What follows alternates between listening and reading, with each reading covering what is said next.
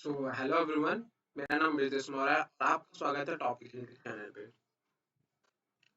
आज हम पढ़ेंगे आज हम स्टार्ट करेंगे setting of a business an entity and closure. Module third is that, ठीक है। Third is this. So lesson one start करेंगे आज हम चॉइस ऑफ बिजनेस ऑर्गेनाइजेशन, ठीक है। अब चॉइस ऑफ बिजनेस ऑर्गेनाइजेशन से आप क्या पता चलता है कि हमारे लिए कौन सा ऑर्गेनाइजेशन सुटेबल है। अगर हम कोई बिजनेस स्टार्ट करना चाहते हैं तो हमारे लिए कौन सा ऑर्गेनाइजेशन सुटेबल है जिसे हम स्टार्ट अच्छे तरीके से कर सकते हैं, उस पर अच्छा खासा कंट्रोल कर सकते हैं, हमें उसमें ज्यादा प्रॉब्लम ना आए, ज्यादा रूल रेगुलेशन ना फॉलो करे। कौन सी ऐसा ऑर्गेनाइजेशन है जो हमारे लिए अच्छा होगा, ये बताता है लेसन वन, ठीक है। सो प्लीज स्टार्ट करते हैं। बात करें टाइप ऑफ बिजनेस ऑर्गेनाइजेशन, कितने प्रकार के हमारे पास कितने टाइप्स ऑफ के बिजनेस ऑर्गेनाइजेशन होते हैं। पहला, सोल प्रोप्राइटरशिप। आगे चल के हम इनके बारे में कहेंगे आराम से, बिल्कुल अच्छे तरीके से। पहले हम बात करते हैं type of business organization. Sole proprietorship, ठीक है। पार्टनरशिप फॉर्म, एचयूएफ जिसे हिंदू अनडिवाइडेड फैमिली बोलते हैं। लिमिटेड लायबिलिटी, ठीक है। Section 8 companies, cooperative society, private company and public company. अब इनकी डेफिनेशन की बात करते हैं। पहला, sole proprietorship. Sole proprietorship is a form of organization where one person owns all assets of liability and business. No legal formalities are required to create a sole proprietorship other than appropriate licenses to conduct a business and registration business name. If it different from the sole proprietorship, the owner of report income loss business along with a professional personal income tax later. So proprietorship का मतलब यही होता है एक individual, one person on on all assets and liability of business and liability. Simple सी बात है, कोई एक इंडिविजुअल पर्सन इकलौता जो है वो पूरा कंट्रोल करता है बिजनेस पे, ठीक है। क्या वो असेट्स हो, वो लायबिलिटी हो, उसे हम सोल प्रोप्राइटरशिप कहते हैं। इकलौता बंदा जब बिजनेस स्टार्ट करता है उसे बोलते हैं sole proprietorship. Partnership, partnership firm are created by drafting a partnership deed among the partners. Partnership deed is a registered make-up firm. Partnership firm in India are governed by Partnership Act 1932. Maximum number of partners in the firm can be 20 partners, and the profit and loss are in the managed manner as regarded a partnership deed. Partnership deed की बात करें तो partnership deed कुछ लोग मिलके start करते हैं business, उसे हम कहते हैं पार्टनरशिप, ठीक है। अब पार्टनरशिप स्टार्ट करने से पहले वो डीड बनाते हैं, ठीक है। एक डीड में सब उनके राइट रेगुलेशन, कितना सेल्स कितना लॉस का प्रोपोर्शनेट करेंगे, वो सब लिखा रहता है, ठीक है। वो होता है पार्टनरशिप डीड। अब जब तक पार्टनरशिप डीड नहीं बनता तब तक कोई पार्टनरशिप फॉर्म स्टार्ट नहीं हो सकता। इसलिए कोई भी पार्टनरशिप फॉर्म स्टार्ट करने से पहले वहां पार्टनरशिप डीड बनना कंपलसरी है। यह गवर्न होता है पार्टनरशिप इंडियन पार्टनरशिप एक्ट 1932। और एक पार्टनरशिप फॉर्म में मैक्सिमम 20 पार्टनर से ही हो सकते हैं, ठीक है। हो गया पार्टनरशिप फॉर्म। अब बात करते हैं हिंदू अनडिवाइडेड फैमिली। और Hindu undivided family can come together and from HUF. HUF is taxed separately from its member. One can save tax by creating family unit and pooling assets of the firm. Simple सी बात है, नाम से पता चल रहा है हिंदू अनडिवाइडेड फैमिली, ठीक है। जब हिंदू फैमिली जो होती है वो एक संग आके, जो हिंदू फैमिली होती है वो एक संग आके कोई बिजनेस स्टार्ट करती है, ठीक है। और उसका नाम रख देती है हिंदू अनडिवाइडेड फैमिली, उसे हम हिंदू अनडिवाइडेड फैमिली कहते हैं, ठीक है। अगर टैक्स की पॉइंट ऑफ व्यू से देखे जाए तो Hindu undivided family and its member, जो मेंबर है इसके, ये दोनों सेपरेट है। मगर एक कंपनी एक्ट की पॉइंट ऑफ व्यू से कहे तो हिंदू अनडिवाइडेड फैमिली एक सिंपल सा एक बिजनेस है, ना कि इसके मेंबर्स और अनडिवाइडेड फैमिली ये सेपरेट नहीं है, ठीक है। हाँ, limited liability partnership. Limited liability partnership is an alternative cooperative business entity that provides the benefit of limited liability of a company, but allows members the flexibility of organizing their internal management of the basis of mutually agreement, as the case partnership introduced Indian by Limited Partnership Act 2008. अब इसमें बताता हूँ limited liability partnership और partnership form में क्या different है। एक main different यहाँ ध्यान देके चलते हैं कि लिमिटेड लायबिलिटी पार्टनरशिप का मतलब होता है कि जो पार्टनर है पार्टनर है जो कंपनी के या कॉर्पोरेट के, उनकी लायबिलिटी जो होती है वो लिमिटेड होती है। अगर किस कंपनी को लॉस होता है, अगर कभी कंपनी का लॉस होता है, तो उसके पार्टनर जो होते हैं वो पे नहीं करेंगे लिमिटेड लायबिलिटी पार्टनरशिप में।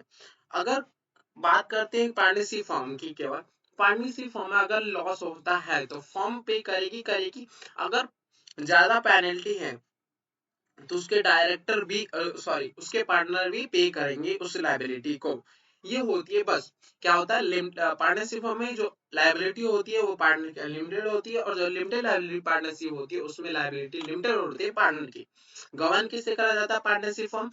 Indian partnership act 1932। और लिमिटेड लाइबिलिटी पार्टनरशिप किससे गवर्न होता है? Indian limited liability partnership act 2008। बस इतना सा डेफिनेशन है। Cooperative society. Cooperative organization is an organization of person, usually limited means, who have voluntarily joined together to achieve a common economic and through the formation of a democratic control organization. Make a equitable distribution to capital require and accepting fair shares of risks and benefit of the undertaking. Cooperative जो organisation होती है ये association of person होता है, ठीक है, जो बहुत सारे लोग मिलके से स्टार्ट करते हैं। इनका एक ही कॉमन ऑब्जेक्टिव होता है, ठीक है। जैसे किसी को लोन देना, ठीक है, किसी को कैपिटल की जरूरत होती है, उसे कैपिटल देना इनका काम होता है, ठीक है। कॉर्पोरेट सोसाइटी बहुत तरह की होती है, हम आगे चल के इस बुक में पढ़ेंगे। इसमें यही होगा कि कॉर्पोरेट ऑर्गेनाइजेशन जो होती है ये एसोसिएशन ऑफ पर्सन होती है, ठीक है, जिनकी एक कॉमन ऑब्जेक्टिव होता है जो इन्हें टुगेदर करके अपने कलेक्ट करके मनी को उसे पूरा करना होता है। सेक्शन 8 कंपनी, इसे हम एक आम लैंग्वेज में बोले तो non non government organization, non profit company भी जिसे बोल सकते हैं, ठीक है, जैसे एनजीओ होती है वैसी ये भी होती है सेक्शन 8 कंपनी। अब आगे पढ़ते हैं। A company is a company established for promoting commerce, arts, science, sports, education, research, social welfare, religion, charity, protection of environment, or any other such object, provided the profit, if any, other income is applied promoting any object company and no dividend is paid to its members. Section 8 company as registered under the Company Act under the Section 8 company. यही बोला गया है कि section 8 company जो होती है वो इसलिए स्टेबलाइज करी जाती है कि वो प्रमोट कर सके commerce, arts, science, sports, education, research, social welfare, religion, charity और प्रोटेक्शन ऑफ एनवायरनमेंट, और ऐसे और भी ऑब्जेक्ट जो पब्लिक के लिए बेनिफिट हो, उसे हम बोलते हैं section 8 company. One person company means a company with only one person as a member. Shareholder can make only one nominee. He shall be become a shareholder in the case of that in capacity of original stakeholder. One person company और sole proprietorship दोनों एक ही है, बस different ये होती है कि one person company register होती है कंपनी एक्ट में, ठीक है। वन पर्सन कंपनी में वही वहां वन पर्सन होता है जो पूरा असेट्स लायबिलिटी का ऑनर होता है। बात करते हैं public company. A private company is a company which is following characteristics. Shareholding right to transfer shares is restricted. Minimum number of shareholder is limited 200. Invitation to public to subscribe to any share or debenture or any other type of security is prohibited. Simple सी बात है, private company वो company होती है जिसका अपने shares transfer नहीं कर सकती किसी को, ठीक है। Minimum number of two person होते हैं और मैक्सिमम 200 होते हैं, और ये इनविटेशन नहीं दे सकती पब्लिक को टू सब्सक्राइब देयर शेयर्स, ठीक है। पब्लिक कंपनी की बात करें, public company with the following characteristics: shareholder right to transfer, ठीक है, मिनिमम शेयर और मैक्सिमम लिमिटेड, और invitation to public subscriber to any debenture और type of securities permit. Simple सी बात, अपोजिट प्राइवेट का है जो अपोजिट है पब्लिक में। पहला वहां पर राइट रिस्ट्रिक्शन था right to transfer of shares, यहाँ पर रिस्ट्रिक्शन नहीं है right to transfer of share. Minimum वहाँ 2 मेंबर थे और यहाँ मिनिमम 7 मेंबर है। मैक्सिमम की बात करें तो 200 मेंबर थे प्राइवेट कंपनी में, और पब्लिक कंपनी में अनलिमिटेड होते हैं। यहाँ वहां पर प्रोहिबिटेड है, ठीक है, प्रोहिबिटेड है टू इन्विटेशन करना पब्लिक को कि सब्सक्राइब करे उसके शेयर, मगर एक पब्लिक कंपनी में prohibited permit है to subscribe to invitation to give the invitation to public to subscribe premises or device. अब बात करते हैं चॉइस ऑफ ऑर्गेनाइजेशन। अब बिजनेस ऑर्गेनाइजेशन चॉइस करने के लिए हम कुछ फैक्टर्स होते हैं उन्हें गौर करते हैं, ठीक है, कि हमारे लिए फैक्टर देखते हुए चलते हैं, फैक्टर को जो जो हमारे लिए सुटेबल होते हैं उससे हम उस बिजनेस ऑर्गेनाइजेशन को हम चूज करते हैं, ठीक है। तो इस चूज करने के बाद हम उसे स्टार्ट करते हैं। कौन कौन से ऐसा फैक्टर है जो हमें ध्यान रखते हुए चलना रहता है कि हमारे लिए वो स्टार्ट करना सुटेबल होगा, जो हमारे लिए कैपेबिलिटी है कि हम उसे उससे चूज कर सकते हैं और इसे स्टार्ट कर सकते हैं। पहला फैक्टर जो है nature of business, business activity. हमारी कौन सी ऐसी बिजनेस एक्टिविटी है, ठीक है, जो हमारे लिए सही होगी। चलिए पढ़ते हैं। This is an important factor having a direct bearing on the choice of the form of ownership in small trading. अगर स्मॉल ट्रेडिंग की बात करें, business profession and running of personal service sole proprietorship provident. अगर small trading की बात करें, ठीक है, small trading business and running of personal service sole proprietorship, simple सी बात है सोल। स्मॉल स्मॉल ट्रेडिंग की बात, स्मॉल बिजनेस की बात करें तो हमारे लिए वन पर्सन कंपनी और सोल प्रोप्राइटरशिप सुटेबल बहुत अच्छा है, ठीक है। जैसे लॉन्ड्रमेंट्स, ब्यूटी पार्लर खोले, रिपेयर शॉप खोल लें, कंसल्टिंग एजेंसी खोले, स्मॉल रिटेल स्टोरेज खोले और मेडिसिन खोल लें, ठीक है। ये सब चीजें हमारे एक स्मॉल ट्रेडिंग के लिए सबसे अच्छी। अगर हमें ब्यूटी पार्लर खोलना है, रिपेयर शॉप खोलना है और कंसल्टेंसी एजेंसी खोलनी है, स्मॉल रिटेल स्टोरेज खोलना है, तो हमारे लिए स्मॉल बिजनेस या फिर वन पर्सन कंपनी या फिर सोल प्रोप्राइटरशिप बिल्कुल सही होगा। बात करते हैं partnership is suitable in all cases where the sole provider is suitable. Partnership form जो होती है वो भी सुटेबल होती है जहां जहां अगर स्मॉल सोल प्रोवाइडरशिप और वन स्मॉल और वन पर्सन कंपनी जैसे जो जो कंपनी स्टार्ट करती है वो पार्टनरशिप फॉर्म के लिए भी सुटेबल होगी। क्योंकि बस क्या होगा कि जो स्मॉल स्मॉल है बस थोड़ा बढ़ जाएगा, प्रॉफिट बढ़ जाएगा उसमें और कैपिटल बढ़ सकता है पार्टनरशिप फॉर्म लेंगे तो कोई भी चीज के लिए, ठीक है। अब partnership is also advantage in case of manufacturing activity on the modest scale. The finance, trading, real estate industry seem to be suited for partnership form of organization. अगर कोई मैन्युफैक्चरिंग कंपनी खोलनी है या एक्टिविटी करनी है तो partnership form उसके लिए भी अच्छा होता है क्योंकि फाइनेंस का बहुत अच्छा उसमें मिल सकता है, बहुत अगर वो सुटेबल होगा कंट्रोल करने में अच्छा होगा।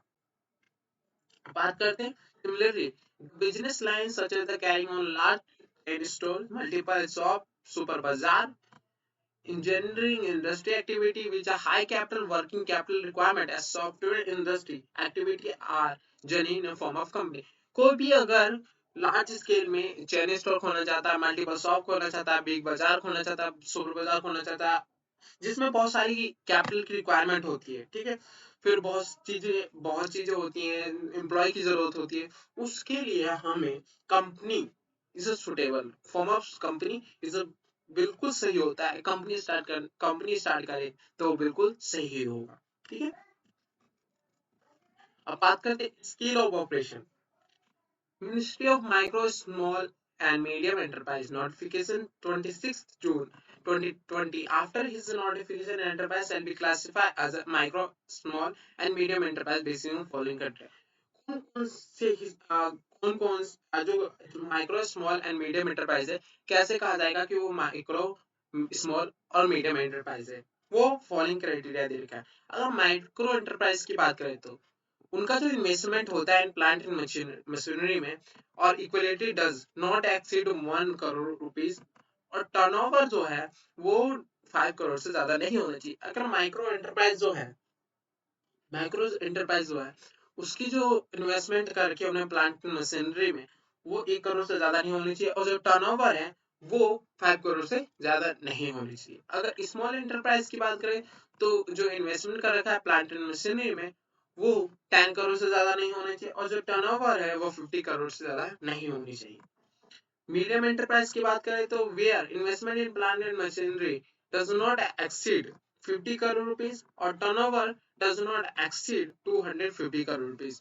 अगर स्मॉल की बात करें तो उसमें जो उन्होंने इन्वेस्ट कर रखा है प्लांट एंड मशीनरी में वो 10 करोड़ से ज्यादा नहीं होने चाहिए और टर्नओवर की बात करें तो 50 करोड़ से ज्यादा नहीं होने चाहिए। ऐसी मीडियम एंटरप्राइज की बात करें तो इन्वेस्टमेंट अगर कर रखा है उन्होंने प्लांट और मशीनरी में, वो 50 करोड़ से ज्यादा नहीं होने चाहिए, और उनका जो टर्नओवर है वो 250 करोड़ से ज्यादा नहीं होनी चाहिए। अब बात करते हैं second factor, the fact form of organization is the scale of operation. If scale of operation of business activity is small, the sole proprietorship और one person company is suitable। अगर scale of business, scale of business जो है वो business activity है, अगर वो small है तो सोल प्रोप्राइटरशिप और one person company is suitable. If scale of operation is modest, बहुत ज्यादा है तो neither too small not too large, तो पार्टनरशिप और limited liability is suitable. But where the case of large scale of operation the company is advantage, फिर company सबसे सही होगी। अब स्केल, अगर स्केल बात करते हैं स्केल कहाँ, स्केल ऑफ बिजनेस कैसे, उसका मतलब क्या है? स्केल ऑफ बिजनेस जो है operation depend upon the size of market area as such, which in turn depend upon the size of demand of goods and service। if the market area is small, the local sole proprietor is a one person company or partnership is opted if demand organization from large area partnership including LLP or company way is adopted। Simple समझ आया? ये बता गया कि अगर area जो market area अगर छोटा है, ठीक है, तो सोल प्रोप्राइटरशिप और वन पर्सन कंपनी सही है। मगर अगर बड़ा है, लार्ज एरिया है, तो उसके लिए LLP पार्टनरशिप फॉर्म और company is adopted. Capital requirement, ठीक है, कैपिटल रिक्वायरमेंट की बात करें तो enterprise require heavy investment, iron, steel, plant, large scale infrastructure project, so should be organized as a company।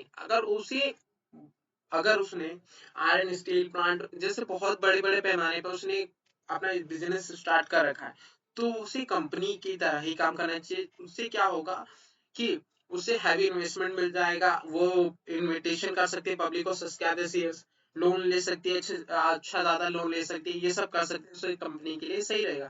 अगर स्मॉल इन्वेस्टमेंट की बात करें तो can be organize the sole proprietorship और इवन पार्टनरशिप। अगर हमें ज्यादा इन्वेस्टमेंट नहीं चाहिए, स्मॉल इन्वेस्टमेंट चाहिए, तो हमें सोल प्रोप्राइटरशिप या वन पर्सन कंपनी या पार्टनरशिप इज सुटेबल।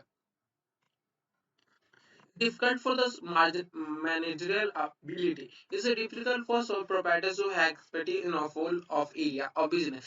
जब अगर हम चाहते हैं कि मैनेजरियल एबिलिटी है, ठीक है, सही रहे, तो सोल प्रोप्राइटरशिप में तो दिक्कत होगी, क्योंकि वहां एक्सपर्टीज नहीं होगा, केवल वन पर्सन होगा, उसे हर एक एरिया देखना पड़ेगा, हर एक मैनेजमेंट देखना पड़ेगा, हर एक एक्टिविटी खुद ही कंट्रोल करनी पड़ेगी। मगर इसलिए सोल प्रोप्राइटरशिप में थोड़ी प्रॉब्लम होगी। मगर अगर वही हम कंपनी और पार्टनरशिप की बात करें तो यहाँ बोर्ड ऑफ डायरेक्टर होते हैं, बहुत सारे पार्टनर होते हैं जिनका अलग अलग एक्सपर्टीज होते हैं और स्किल होते हैं, और अलग अलग फील्ड में वो बहुत अच्छे होते हैं।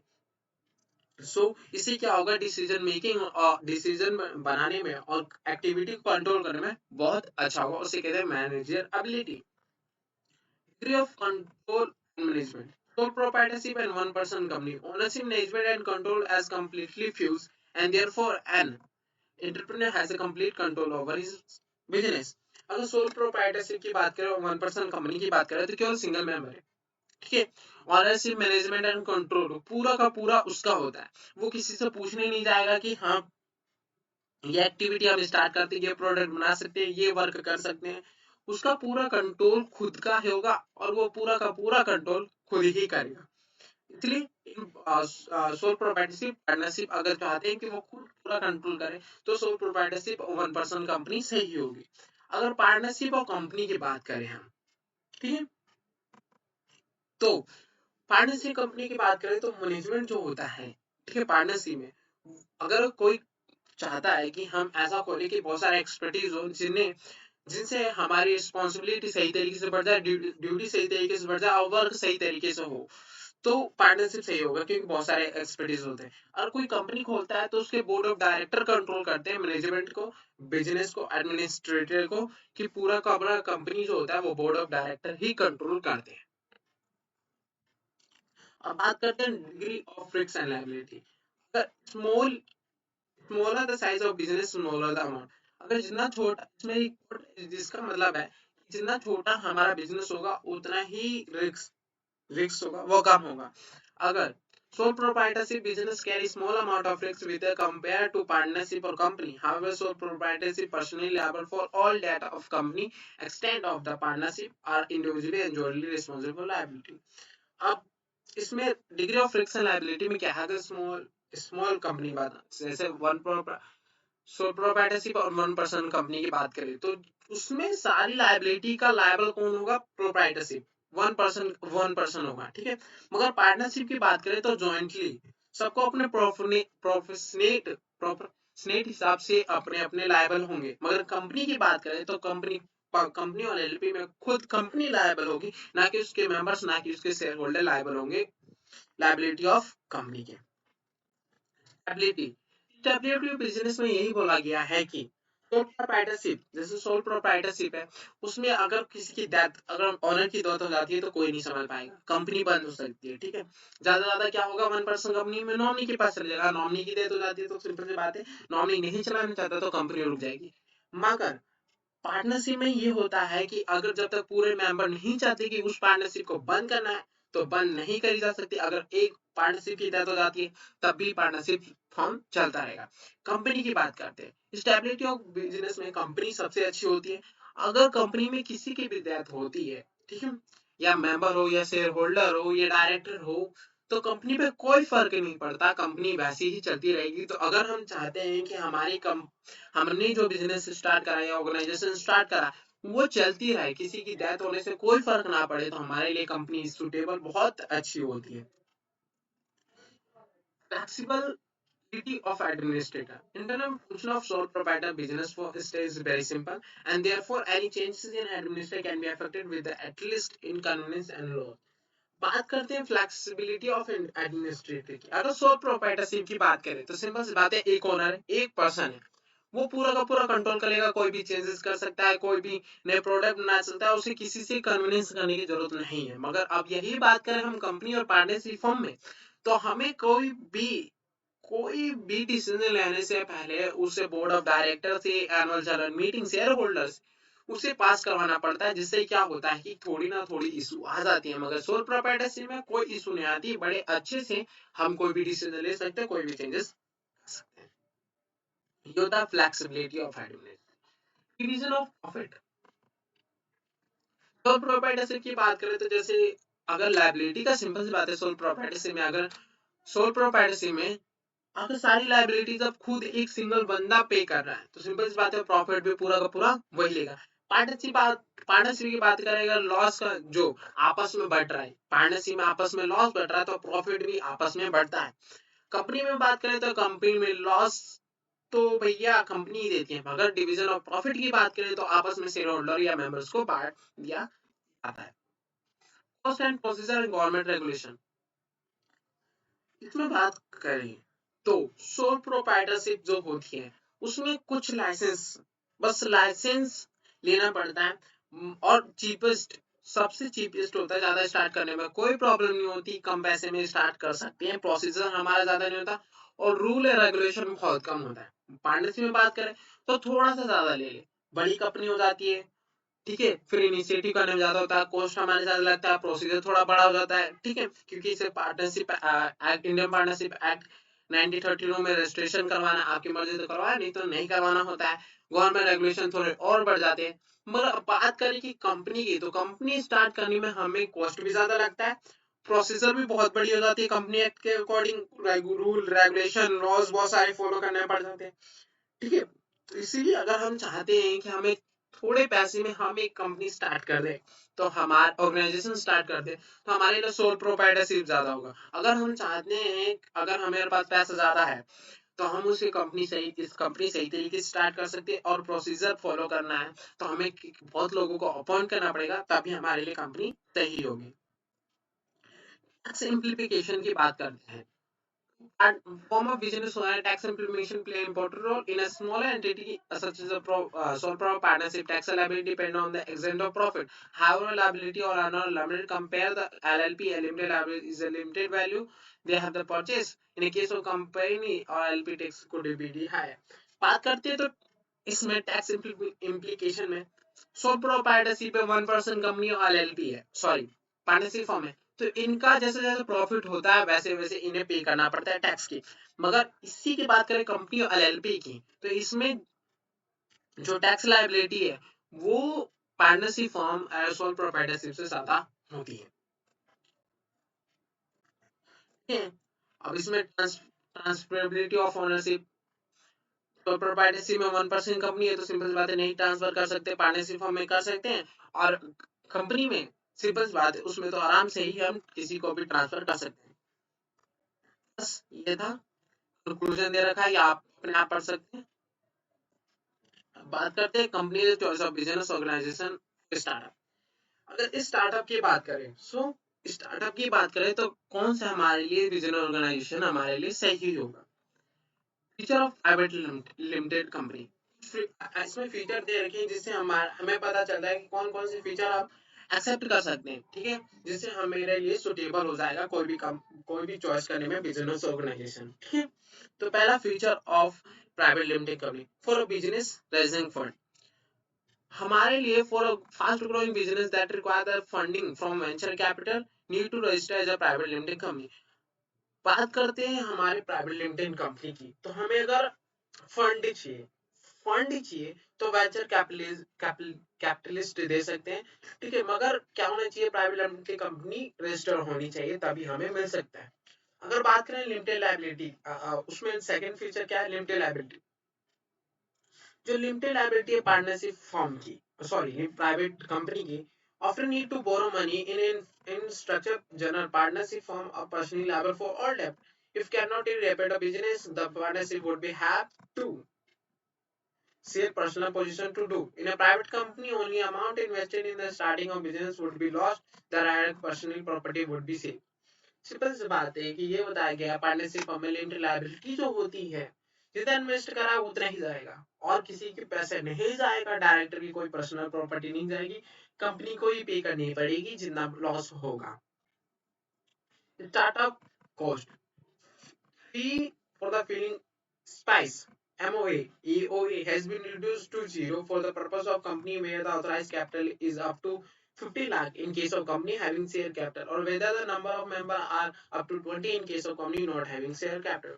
इसमें ये बताया गया है कि जो स्टार्टअप कॉस्ट है, ठीक है, किसी भी कंपनी को अगर वो स्टेबलाइज हो या वो स्टार्ट करती है तो उसे फॉर्म भरने पड़ते हैं।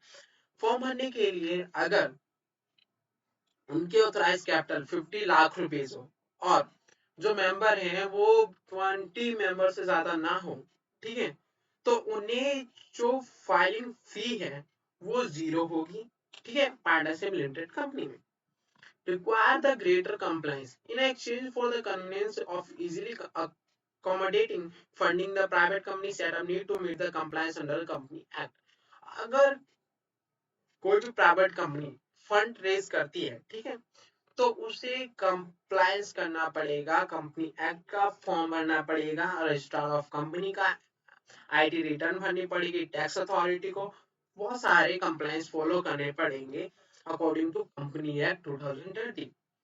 फ्यू टैक्स एडवांटेज, अगर कोई भी प्राइवेट कंपनी है is assume to have a many tax advantage, but this is not actually the case. There are some segment specific and industry specific advantage, but tax are the paid at the flat rate of profit।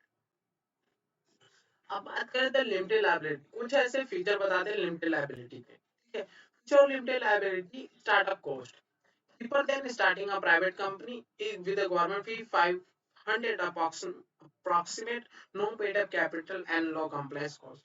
Start company अगर limited liability की partnership में हमें start करना चाहते हैं तो केवल फी होती है 5000 अप्रोक्सीमेट के आसपास। ठीक है, non-scalable business, if you're running a business that likely to require equity fund, you may want to register LP and it combines some benefit of the private limited company and general partnership। Like a private limited company has a simple structure like a general partnership। अगर non scale अगर business कोई भी हमने start करा है limited liability तो उसे register करना कंपलसरी है, जिससे उसे बहुत सारे बेनिफिट प्राप्त उसे मिल सकते हैं जैसे एक प्राइवेट कंपनी को मिलता है। फिर कंप्लायंस, अब बात करते हैं fever compliance। The MC has made given us some concession LLP, for example, audit need perform only if your turnover 40 lakh or paid a share capital more than 20 lakh। 25 lakh. फिर compliance में ये आता है कि अगर जो एलएलपी है, limited liability partnership है, ठीक है, अगर उसकी टर्नओवर 40 लाख से ज्यादा हो, पेड अप कैपिटल 25 लाख से ज्यादा है, तभी उसको अपना जो ऑडिट अपना मैनेजमेंट ऑडिट करवाना पड़ेगा अपनी पार्टनरशिप को, नहीं तो नहीं करवाना पड़ेगा। Tax advantage. Particularly if your business is earning over the 1 crore in a profit, LLP offer tax benefit. Tax surcharge that apply on compliance with the profit over 1 crore doesn't apply. The no does not dividend distribution tax. अगर LLP है तो simple सी बात है, अगर वो 1 करोड़ से ज्यादा कमा रही है तो उससे कुछ बेनिफिट मिलते हैं, ठीक है। सरचार्ज अप्लाई होता है अगर 1 करोड़ से ज्यादा है, ठीक है, अगर नहीं तो कम, ना कि डिविडेंड डिस्ट्रीब्यूशन टैक्स अप्लाई कहा जाता है, ठीक है। Number of partnership, there is no limited number of partnership in LLP. कोई भी लिमिटेड नहीं दे रखा है पार्टनरशिप फॉर्म में, ठीक है, वो चाहे तो कितने भी मेंबर हो सकते हैं। पार्टनरशिप फॉर्म की बात करते हैं तो कुछ एबिलिटी, हाँ, कुछ उनके फीचर की बात करते हैं। लिमिटेड लायबिलिटी, पार्टनरशिप में जैसा जैसा प्रॉफिट डिस्ट्रीब्यूट करा जाता है उसी तरीके से लॉस भी डिस्ट्रीब्यूट करा जाता है। इट इज दूसरा, इजी टू स्टार्ट, इसमें रजिस्ट्रेशन कोई रिक्वायरमेंट नहीं होती, इसलिए हम आराम से स्टार्ट कर सकते हैं पार्टनरशिप फॉर्म। रिलेटिवली इनएक्सपेंसिव, और जनरल पार्टनरशिप बहुत कम पैसे में भी स्टार्ट कर सकते हैं, ज्यादा हमें जरूरत नहीं होती, कंप्लायंस की भी ज्यादा जरूरत नहीं होती, इसलिए हमें कंप्लायंस भरने ज्यादा जरूरत नहीं होती। सोल प्रोप्राइटरशिप की बात करते हैं।